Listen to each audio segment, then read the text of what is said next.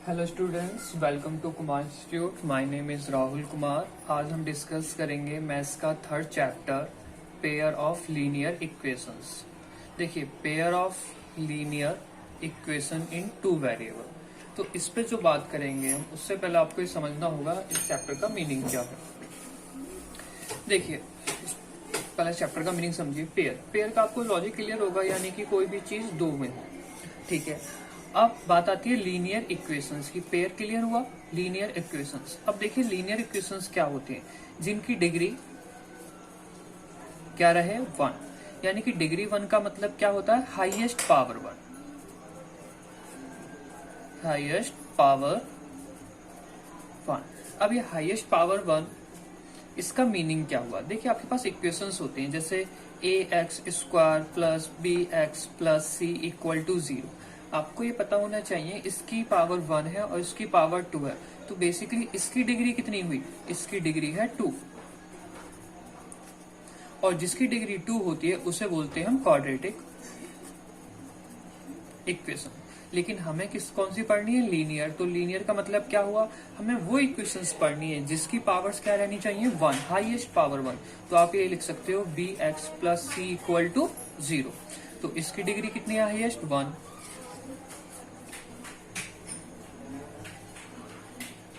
तो ये क्या होगी आपकी लीनियर इक्वेशन।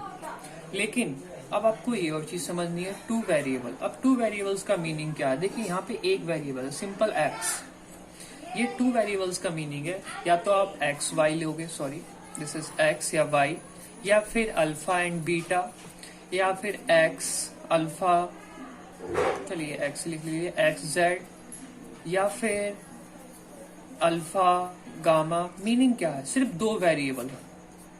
कोई भी इक्वेशन जिसमें क्या रहे? दो वेरिएबल। वेरिएबल्स का मीनिंग क्या होता है? वेरिएबल्स का मीनिंग ये होता है जो क्वांटिटीज आपको पता ना हो, जो आपको फाइंड करनी पड़े, वो हो जाते हैं यहाँ पे वेरिएबल्स। तो अब इन सब का एक साथ अगर हम एक स्टैंडर्ड पैटर्न में लिखते हैं, pair of linear equation in two variable, यानी कि दो इक्वेशंस होंगी। किसकी? Linear equations. और वो लीनियर इक्वेशंस में वेरिएबल्स होंगे टू वेरिएबल्स। तो आप कैसे लिख सकते हो? 7x plus 6y equal to 5, 3x plus 5y equal to 10। देखिए, पेयर मीनिंग दो इक्वेशंस होगी। Linear meaning, linear equations meaning सबकी हाईएस्ट पावर कितनी है? 1 से ज्यादा नहीं है, तो ये लीनियर इक्वेशंस होगी। दो वेरिएबल्स कैसे हो गए? x and y। Her equation में क्या है? दो वेरिएबल्स हो गए। तो ये परफेक्ट है किसके लिए? Pair of linear equation two variable. तो हमारा पूरा फोकस इस चैप्टर में जो होगा वो सिर्फ इन्हीं चीजों पे होगा, pair of linear equation in two variable. तो स्टार्ट करते हैं फर्स्ट एक्सरसाइज इस चैप्टर की, यानी कि 3.1। अब देखिए, पेयर ऑफ लीनियर इक्वेशंस को आपको एक चीज और बताते हैं। अगर आप कोई भी दो लाइंस ड्रॉ कर रहे हो, कोई भी यानी टू लाइंस, तो वो आपके दो पैटर्न्स शो करेंगे। दो पैटर्न्स शो कौन से करेंगे उसको समझिए। या तो वो लाइन आपकी हो सकती है intersect, suppose this is line 1, this is line 2। क्या हो सकती है? इंटरसेक्ट, यानी कि आपस में कट कर सकती हैं। या फिर ये दोनों लाइन हो सकती हैं बेसिकली पैरेलल, या फिर हो सकती है कोइंसाइड। कोइंसाइड का मीनिंग, सपोज ये L1 लाइन फर्स्ट लाइन, ये सेकंड लाइन, या फिर एक लाइन फर्स्ट और इसी के ऊपर एक और लाइन चली है हमारी दूसरी, सेम डायरेक्शन, अपोजिट डायरेक्शन की कोई प्रॉब्लम नहीं होगी, ये होगी सेकंड लाइन। तो ये कौन सी लाइंस होती हैं? कोइंसाइड, यानी कि एक के ऊपर एक, या ऐसा कोइंसाइड बोलिए, कोइंसिडेंट बोलिए। तो मीनिंग एक ही है। ये तीन पैटर्न पढ़ने होंगे आपको पूरे इस चैप्टर्स के अंदर। देखिए, आप कहोगे सर ऐसा कैसे? ऐसी भी तो लाइन हो सकती है, तो ये भी तो दो लाइन है, एक कर्व पैटर्न में लाइन है। बिल्कुल सही बात है, ऐसी भी हो सकती है। लेकिन बच्चों, अभी जो आपको डिस्कस करना है वो इंटरसेक्ट, पैरेलल एंड कोइंसिडेंट। ये सिर्फ तीन ही इक्वेशंस फॉलो करनी है। तो स्टार्ट करते हैं इनके क्वेश्चंस पे एक्सरसाइज 3.1 से। देखिए, 3.1 जो आपकी फर्स्ट एक्सरसाइज है वो बेसिकली आपकी रिप्रेजेंट है ग्राफ्स पे। अब ग्राफ्स पे कैसे है उसको समझिए। पहले क्वेश्चंस को लेते हैं। देखिए, यहाँ पे क्वेश्चंस लैंग्वेज वाले हैं और जो आपको समझने होंगे। देखिए, सबसे अच्छे क्वेश्चंस है एज वाले। आपको मैं ये बता रहा हूँ इस एक्सरसाइज में आपको, चलिए पहले क्वेश्चंस देते हैं फिर उसके बाद समझाएंगे, क्योंकि ऐसे कम आएगा समझ में। पहले क्वेश्चंस देखिए मैं आपके लिए लिख रहा हूँ 3.1 एक्सरसाइज का question number first. Aftab tells his daughter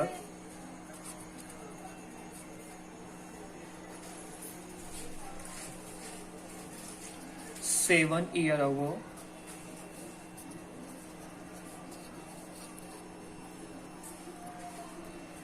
I was 7 times as old as you. Were them then and also 3 years from now I shall be 3 times as old as you will be। अब देखिए क्या करना है, represent this situation algebraically and graphically.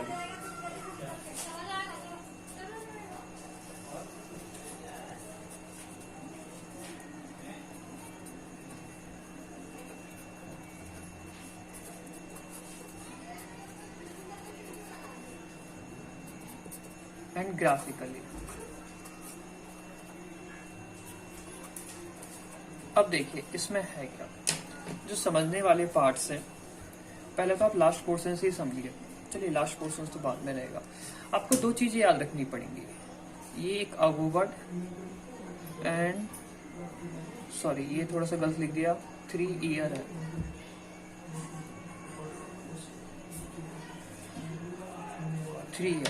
From now. देखिए इन चीजों पे ध्यान रखना पड़ेगा। अगर अगो लिखा गया है तो हम जा रहे हैं पास्ट में, एंड फ्रॉम नाउ लिखा गया है तो हम जा रहे हैं फ्यूचर में। मीनिंग क्या है, अगो का मतलब ये पास्ट वाली सिचुएशंस रहेगी, फ्रॉम नाउ का मतलब क्या रहेगा, फ्यूचर वाली सिचुएशन। देखिए एक फादर है जो अपनी डॉटर से कहते हैं 7 ईयर अगो, यानी कि 7 साल पहले, I was 7 times as old as you. देखिए जितने भी एज वाले क्वेश्चंस रहेंगे इनके सॉल्यूशंस के लिए आपको सबसे पहले जो लेट करना पड़ेगा वो है लेट करना पड़ेगा let present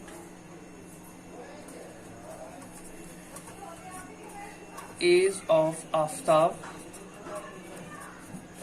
x and let present age of Aftab daughter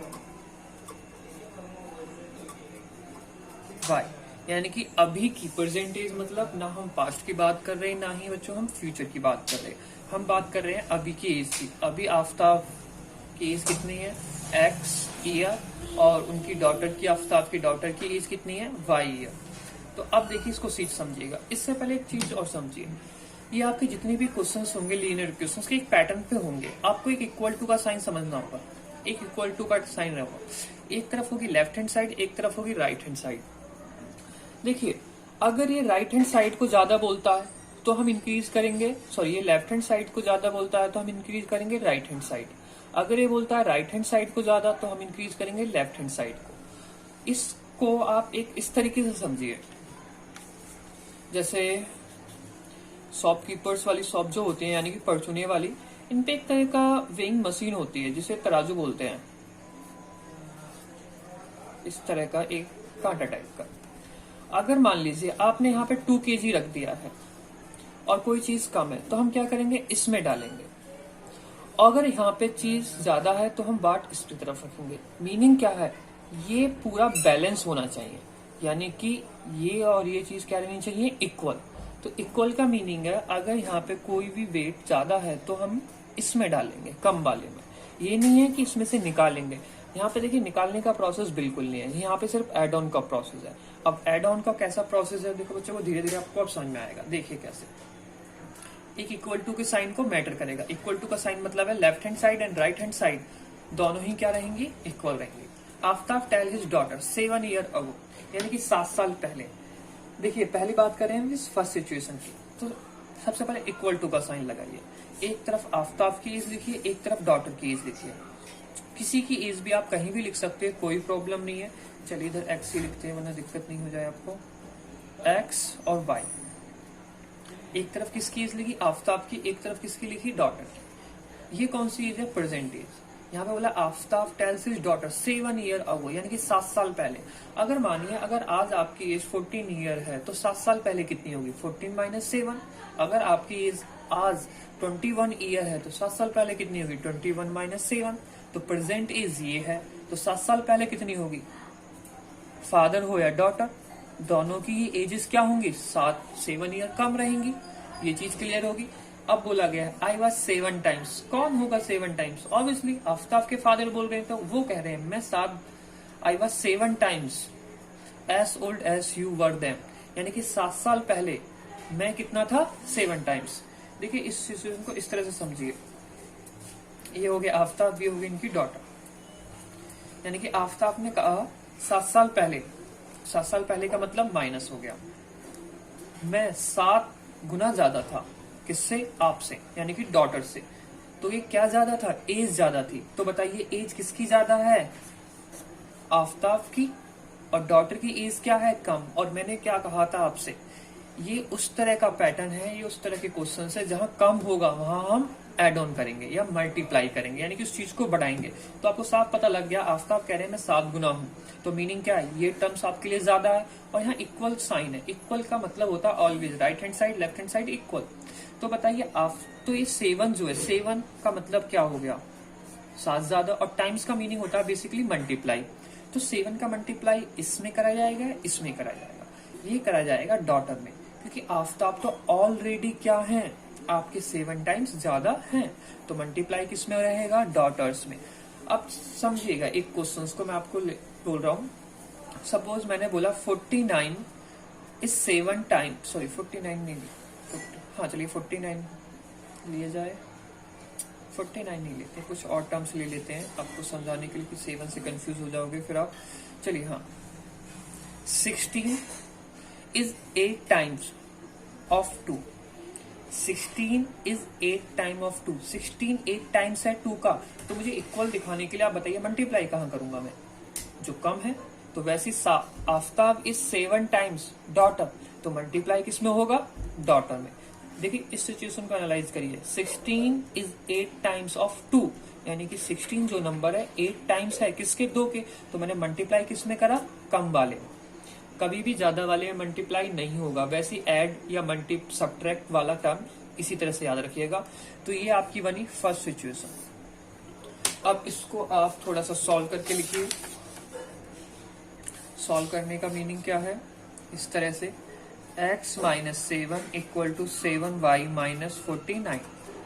तो देखिए x माइनस कितना हो गया, इस तरफ आ गया 7y, ये इस तरफ चला गया तो किसका हो गया, माइनस प्लस का हो गया, तो माइनस 42। ये इक्वेशन बन गई आपकी फर्स्ट।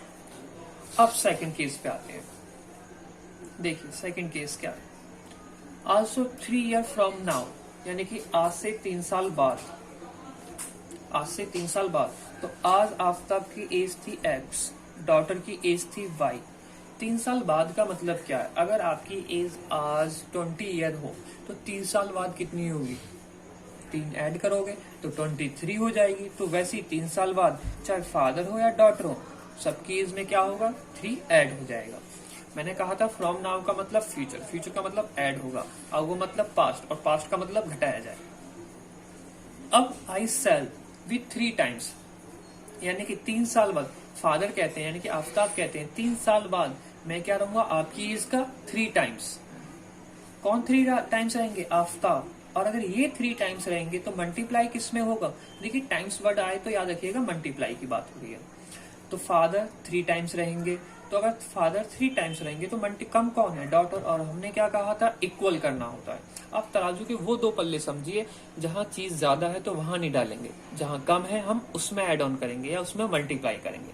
तो डॉटर की एज कम है तो इसका मतलब 3 का मल्टीप्लाई किस में होगा, डॉटर में, और जिससे कि लेफ्ट हैंड साइड और राइट हैंड साइड क्या हो जाएगी आपकी, इक्वल। देखिए अगर ये चीज है, अगर ये 2 पल्ले हैं आपके, सिंपल से चीजों को समझिए, अभी इक्वल है। अगर एक नीचे है ठीक है, तो आप किस में ऐड ऑन करोगे, इस कम वाले में, जिसमें ऐड ऑन करोगे तो ये क्या आ जाएगा, बराबर आ जाएगा। तो सेम इसी हिसाब से डॉटर की एज कम है तो हमने डॉटर में मल्टीप्लाई कर दिया।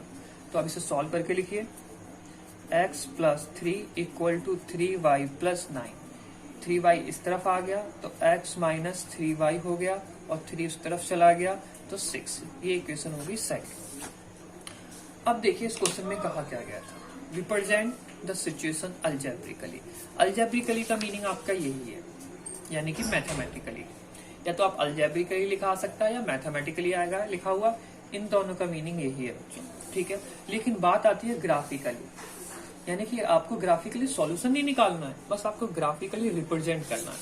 तो देखिए अब रिप्रेजेंट कैसे होता है।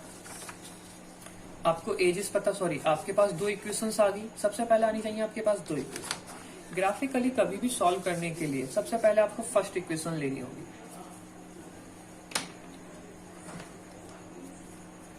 x minus 7y equal to minus 42। अब देखिए क्या करना होगा, बॉक्स बनाने होंगे,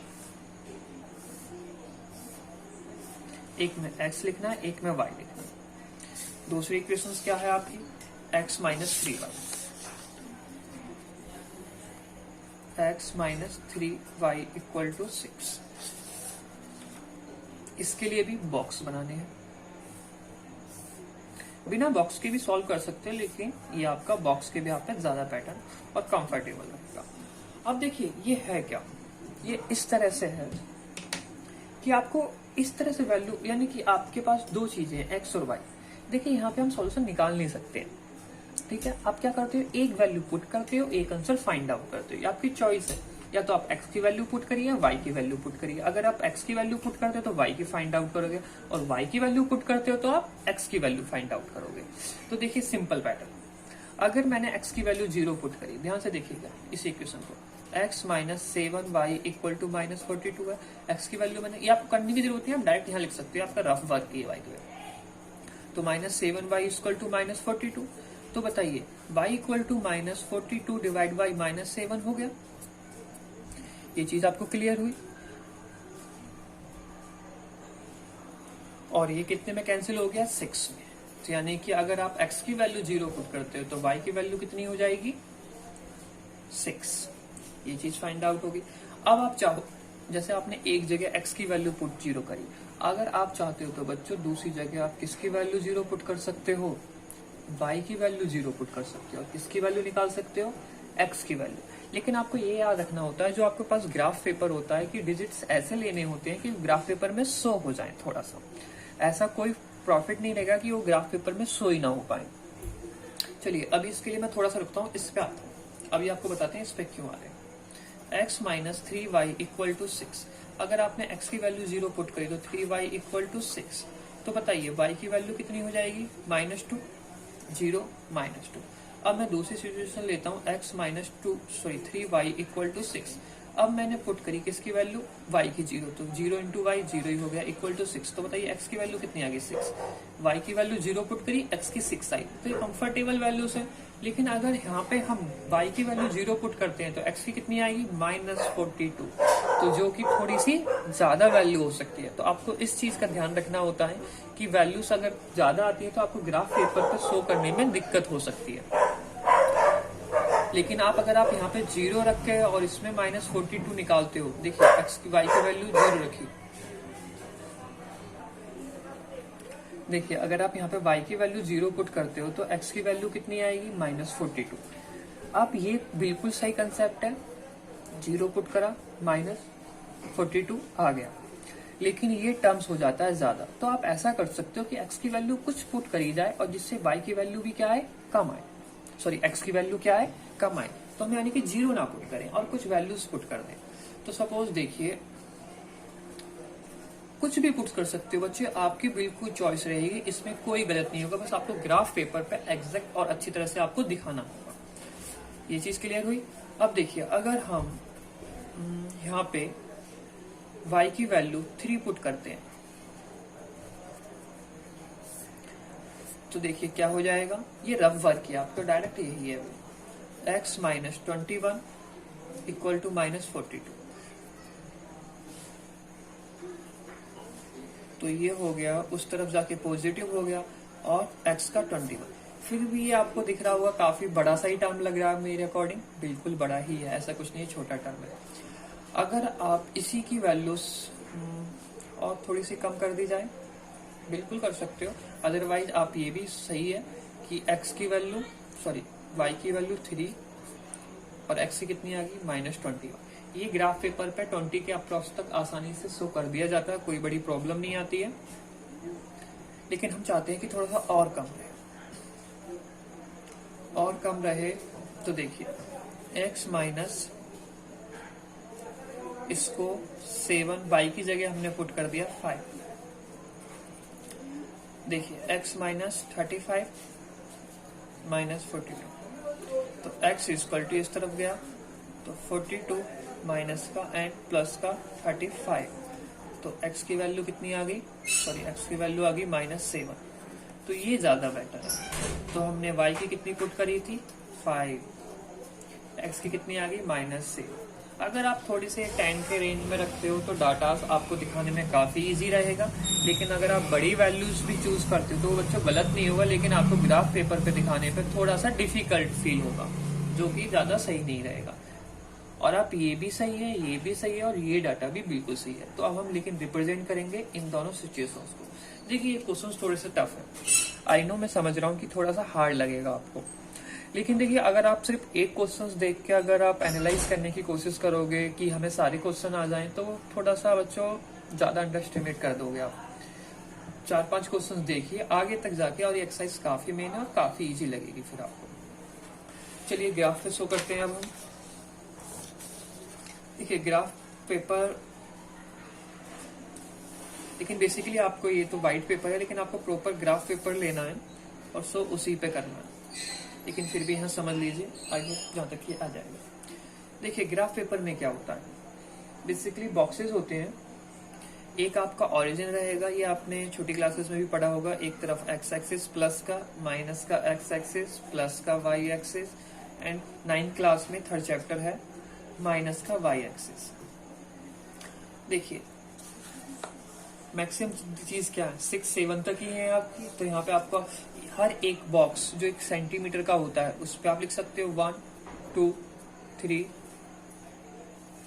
4 5 6 7। बेसिकली आपको 7 तक ही लेना है, लेकिन 7 में भी कौन सा ज्यादा है आपका x का, वो भी नेगेटिव का, -1 -2 -3 -4 -5 -6, और ये है -7। ठीक है, -1 -2 -3 -4 -5। अब हम बाई पे जाते हैं, 1 2 3 4 5 6।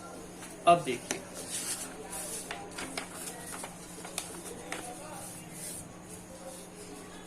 x की वैल्यू 0, y की 6। x की वैल्यू 0, इस पॉइंट पे x और y दोनों की वैल्यू 0 रहती हैं, लेकिन अब x की वैल्यू 0, y की 6, x की 0 और y की 6 कहाँ है, यानी कि ये रहा पॉइंट। क्या है 0,6। दूसरा पॉइंट क्या है -7, x की -7, y की 5, x की -7, x की -7, y की 5, x की -7 ये रहा, y की 5 ये रहा। तो देखिए इस डाटा को दिखाने के लिए क्या करते हैं, आपको वहाँ ग्राफ पेपर पे सीधी लाइन मिलेगी इस तरह से, और 7 की एक लाइन मिलेगी इस तरह से। तो ये जो पॉइंट होगा, यानी कि वर्टिकल हॉरिजॉन्टल लाइन, ये किसको रिप्रेजेंट करेगा, -5 7,5। तो आपको पता लग गया ये एक पॉइंट और ये एक पॉइंट। तो देखिए इन दोनों लाइंस को अब आप करोगे क्या बच्चों, कुछ नहीं करना, आपको बस स्ट्रेट लाइन के थ्रू इन दोनों को स्केल के थ्रू ज्वाइन करते हैं। और ये इक्वेशंस कौन सी है आपकी, x - 7y = -42। ये चीज क्लियर होगी। अब देखिए इसके लिए 0, -2, 0 ये रहा, -2 ये रहा, यानी कि ये रहा पॉइंट आपका। कौन सा पॉइंट है, 0, -2। 6, 0, यानी कि x कितना है 6, y कितना है 0, 6 ये रहा, y 0, यानी कि ये रहा पॉइंट 6, 0। अब आपको क्या करना है, एक पॉइंट ये रहा, एक पॉइंट ये रहा, तो इन दोनों पॉइंट्स को क्या कर देना, सिंपली ज्वाइन कर देना। ठीक है, ये सिंपली क्या हो गए, ज्वाइन हो गए। अब देखिए ज्वाइन होने के बाद आप सिंपली यहाँ पे क्या लिख सकते हो, x minus 3y equal to 6। देखिए ये हो गया आपका रिप्रेजेंट कैसे, ग्राफिकल। ये चीज आपको अच्छी तरह से समझ में आ गई होगी। अलजेब्रिकली में कोई बड़ी प्रॉब्लम नहीं है, सिर्फ आपको इक्वेशंस दिखानी होती हैं। इक्वेशंस कहाँ गई,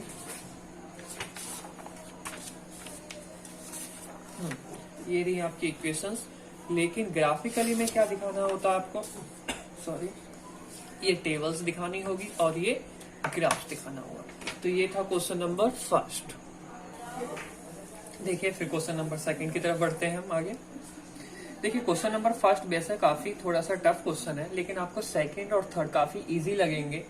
अगर आपने फर्स्ट क्वेश्चन बच्चों आपके समझ में आया तो गारंटी आपके पास सेकंड और थर्ड बहुत ज्यादा इजी लगेंगे। चलिए फिर भी देखते हैं और क्वेश्चन देखिए पहले। The coach of A cricket team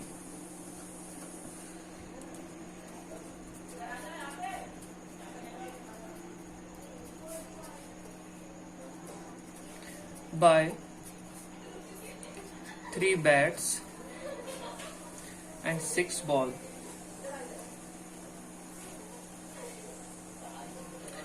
for 3900 rupees. Letter C by another bat and 3 more balls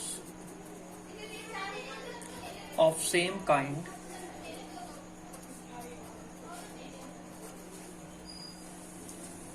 for 1300 rupees.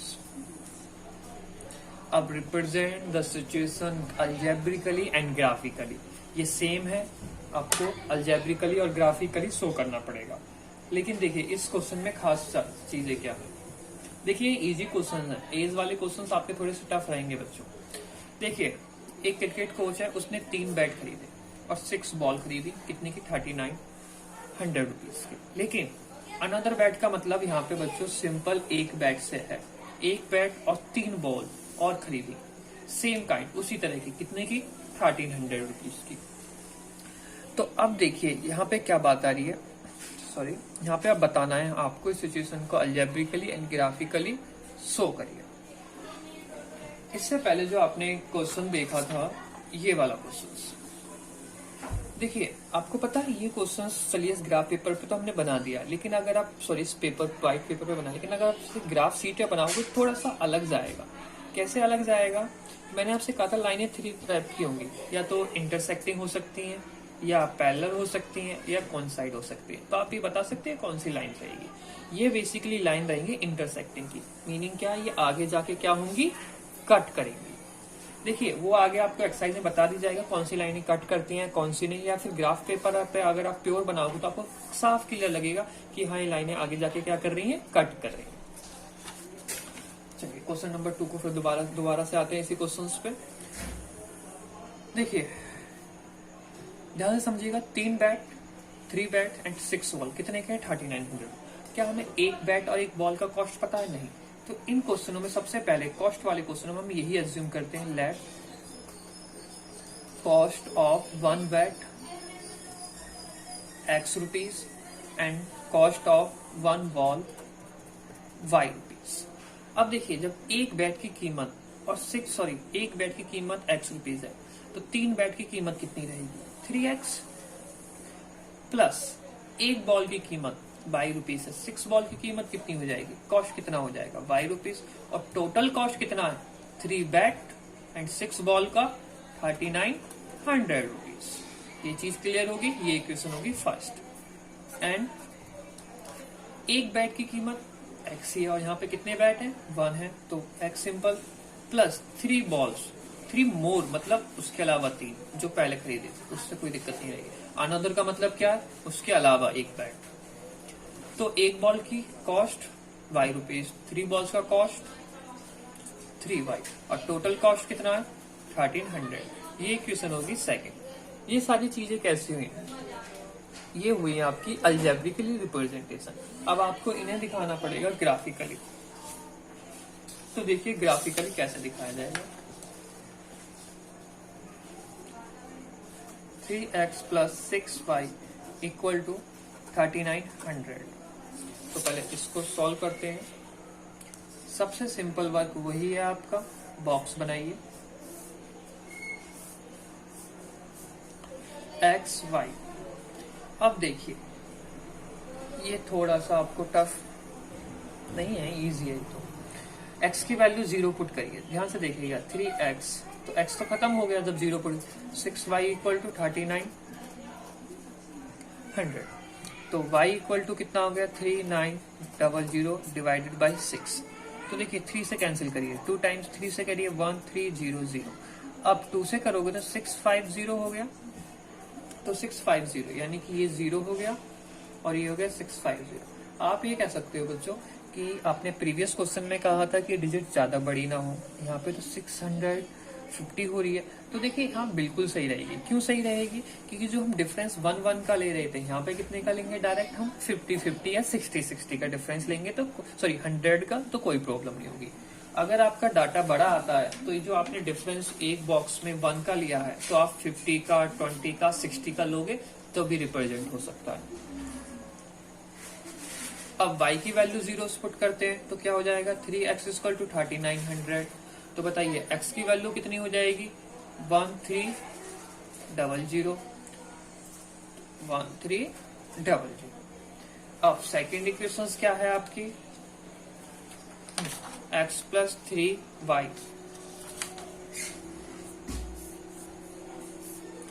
x plus 3y equal to 1300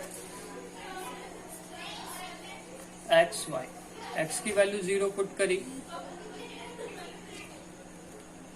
तो देखिए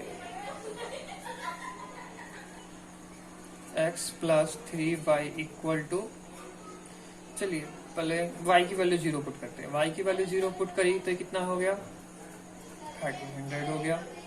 अब x की वैल्यू 0 पुट करिए, ये तो कोई प्रॉब्लम नहीं है y की, तो x की 1300 सेम रही। अब x की वैल्यू हम 0 पुट करते हैं तो सिंपली क्या रहेगा, 1300। तो देखिए अब में इसमें क्या रहेगा, तो 3 इसके नीचे आ जाएगा, तो 3 से आपको इसे कैंसिल करके देखना पड़ेगा कितने टाइम्स में जा रहा है।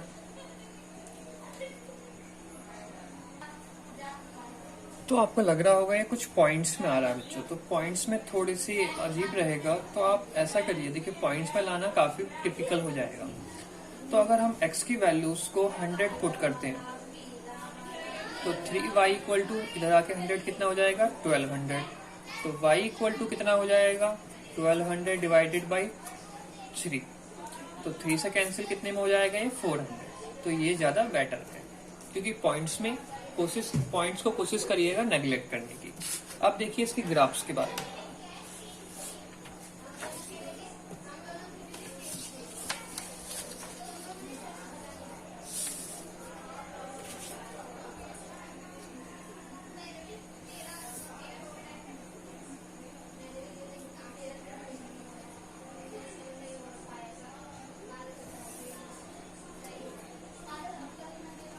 ये plus x minus x plus y minus Y.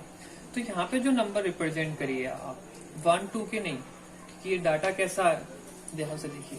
X पे मैक्सिमम कितना जा रहा है, 1300। वाई पे मैक्सिमम कितना है, 650। तो कोशिश करिए कि यहाँ पे एक बॉक्स 1 का ना लेके कितने का, 100 का। 100, 200, 300, 400, 500, 600, 700, 800, 900, 1000, 11, 1200 एंड दिस इज 1300। ये क्या हो जाएगा, 100, 200, 300, 400, 500 एंड 600 एंड 700। तो यहाँ पे आप डिफरेंस कितने का लीजिएगा, 100 का। तो देखिए पहला पॉइंट जो हमें शो करना, x की वैल्यू 100, y की 650, x की वैल्यू 0, y की 650। देखिए 600 एरा 700, तो वो मिड में आएगा बिल्कुल। पॉइंट कहाँ आएगा, मिड में। तो ये कौन सी वैल्यू हो जाएगी आपकी, 0,650। उसके बाद x की 13 y 0, तो ये कौन सा हो गया, x की 13 एंड y 0। तो देखिए इन दोनों पॉइंट्स की जो लाइनें जाएंगी वो किस तरह से जाएंगी,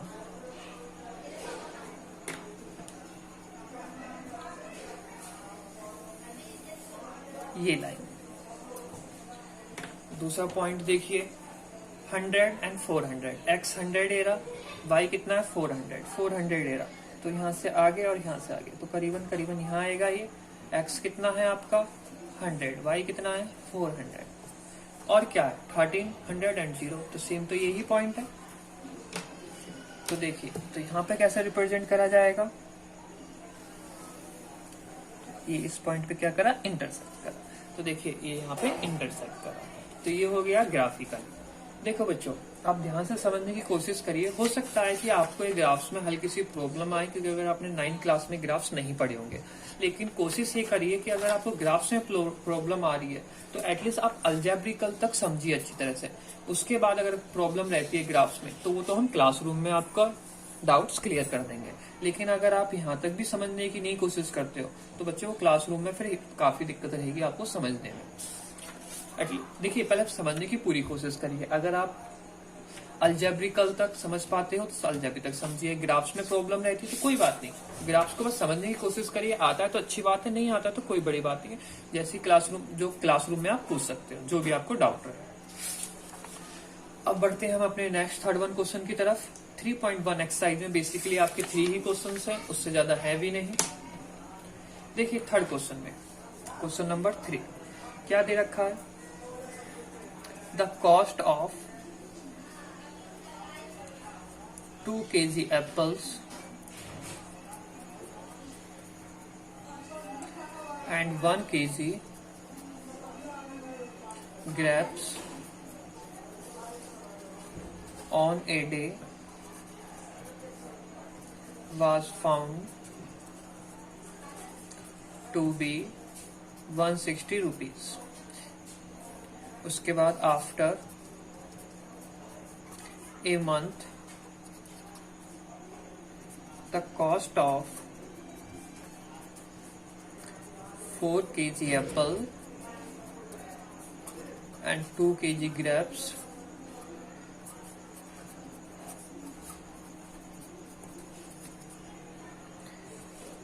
is 300 rupees। Represent the situation algebraically graphically. देखिए ज्योमेट्रिकली मीनिंग भी ग्राफिकली होता है।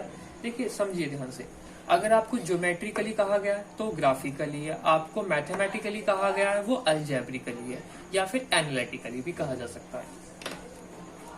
अब देखिए फिर से वही कॉस्ट वाली बात आ गई, 2 kg Apple and 1 kg grapes कितने के मिल रहे हैं, 160 के। तो सबसे पहला काम क्या आता है, let the cost of 1 kg Apple x rupees and cost of 1 kg grapes y rupees. तो 1 kg का x है तो 2 kg का कितना हो गया 2x, 1 kg ग्रेप्स y तो 1 kg है y, और दोनों को ऐड करके कितना बोला रुपीज दिए गए हैं 160 रुपीज। तो इक्वेशन फर्स्ट बन गई।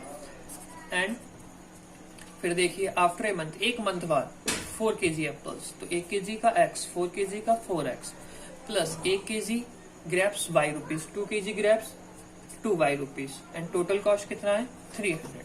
ये होगी आपकी सिचुएशन कैसी, अलजेब्रिकली। अब आपको इन दोनों सिचुएशंस को कैसे दिखाना है, ग्राफिकली। और ग्राफिकली दिखाने से पहले आपको क्या करना पड़ेगा, वैल्यूज को फाइंड आउट। देखिए वो कैसे होगा, 2x plus y equal to 160 और दूसरी क्या है 4x plus 2y equal to 300। अब देखिए हमने लिया, फिर से बॉक्स बना दिया, इसमें भी एक सिंपल बॉक्स, ये x y x y, x की वैल्यू 0 पुट करिए तो y की कितनी हो जाएगी 160, और उसके बाद y की वैल्यू 0 पुट करिए, x की कितनी हो जाएगी 80, बिल्कुल हो गया। अब देखिए यहाँ पे x की वैल्यू 0 पुट करिए, y की कितनी होगी 150, y की वैल्यू 0 पुट कर दीजिए तो इसमें कहाँ गया y, हाँ y की वैल्यू अगर आप 0 पुट करते हैं तो कितना हो जाएगा 75। लेकिन 75 रिप्रेजेंट करने में हो सकता है आपको प्रॉब्लम्स आए कुछ, तो y की वैल्यू लीजिए आप 100। चलिए 50, हाँ, देखिए 4x plus 2y equal to 300 लिया। देखिए फर्स्ट इजी चॉइस होती है 0 की ही बच्चों, लेकिन फिर लगे ग्राफ में शो करने में, देखिए वो प्रैक्टिस से पता लगेगा आपको ग्राफ में शो हो पा रहा है अच्छी तरह से या नहीं हो पा रहा है। लेकिन एटलीस्ट कम से कम आपको मतलब अलजेब्रिकली तो समझ में आना चाहिए। अगर हम x की वैल्यू को ही कितनी पुट करते हैं 50 पुट करते हैं, तो ध्यान से देखिए इधर जाएगा 200 हो जाएगा, और 200 क्या हो जाएगा इससे, तो आराम से हो सकता है। तो ये ज्यादा बेटर रहेगा 50 वाला कंसेप्ट, x की y की वैल्यू 50, तो 4x इक्वल टू, तो ये कितना हो गया, सॉरी प्लस 50 पुट करी 100 इक्वल टू 300, तो 4x इक्वल टू कितना हो गया 200। तो देखिए कितने में चला गया 50, तो ये हो गया 50। तो सिंपल रहा 50-50 पे, कोई दिक्कत नहीं रही। अब ग्राफ की बात करते हैं। ग्राफ हम यहीं दिखाते हैं इसका, चलिए इसमें कोशिश करते हैं यहीं दिखाने के लिए, क्योंकि सारी ही कैसी वैल्यू है पॉजिटिव की है, नेगेटिव की है ही नहीं कोई वैल्यू, तो नेगेटिव के लिए लाइन हम ज्यादा लॉन्गर बनाएंगे ही नहीं। अब जरा समझिए, इसमें हम वैल्यूज किस हिसाब से लें कि x और y की वैल्यू 160 तक आ जाए। देखिए आप यहाँ पे तो 50-50 का बच्चों काफी सही कंसेप्ट आया है। देखिए आपसे 20-20 के बिहाफ पे लोगे तो ज्यादा बेटर रहेगा। 20 के बिहाफ पे कैसे, 20, 40, 50, 60, 70, 80, ओ ये तो 10-10 के बिहाफ पे हो गया। ये 60 होगा, ये 80 होगा, ये 100 होगा, ये 120 होगा। उसी बिहाफ पे 20, 40, 60, 80, 100, 120, 140, 160, यानी कि 20-20 का डिफरेंस। तो देखिए x0 y1 60, तो ये पॉइंट आ गया, x80 y0 ये पॉइंट आ गया। तो यहां से सिंपली लाइन कैसी ड्रॉ करी जा सकती है, ये लाइन ड्रॉ। देखिए एरोस लगाने कंपलसरी है, यहाँ पे आप लिख सकते, बिल्कुल लिखना कंपलसरी है कि कौन सी इक्वेशन है, क्योंकि बाद में पता नहीं चलने वाला है कौन सी इक्वेशन है। और साथ में एक और चीज याद रखिए, यहाँ पे प्लस x एक्सिस और यहाँ पे माइनस y एक्सिस, ये भी कंपलसरी होता है, और इसको 0,0 ये भी कंपलसरी होता है। सेकंड देखिए x0 y 150, देखिए 140 है 160 है, तो 150 कहाँ रहेगा, बीच में रहेगा, वो तो साफ आराम से एनालाइज हो सकता है। उसके बाद x50 y50, तो इसका 50 ये रहेगा और इसका 50 ये रहेगा, तो इन दोनों को अगर आप मिलाते हो तो ये करीबन कहाँ आएंगे, इस पॉइंट्स पे आएंगे। तो देखिए एक पॉइंट ये रहा, एक पॉइंट ये रहा, तो इन दोनों पॉइंट्स को मिलाने से एक लाइन ऐसे जाएगी और एक लाइन आगे जाके आपको कहीं ना कहीं इंटरसेक्ट करती हुई दिखाई दे सकती। क्यों वर्ड यूज कर दिया, क्योंकि बच्चों मैंने ये आपको ग्राफ पेपर पे नहीं बनाया प्रॉपर। आप स्ट्रेट लाइन ड्रॉ करोगे और ये इंटरसेक्ट करती है तो इंटरसेक्ट होगा, अदरवाइज नहीं होगा। लेकिन ये आपका एक मिनट 2/4 एंड 1/2, चलिए अभी सब छोड़िए, ठीक है। ये एक पॉइंट था, ये एक पॉइंट था, तो ये दोनों पॉइंट्स कैसे हो गए, आपके ग्राफ पेपर पे शो हो गए। तो इसी के साथ देखिए बच्चों थोड़ा सा गलती है, क्योंकि ये लाइन इंटरसेक्ट नहीं करने वाली है आपकी,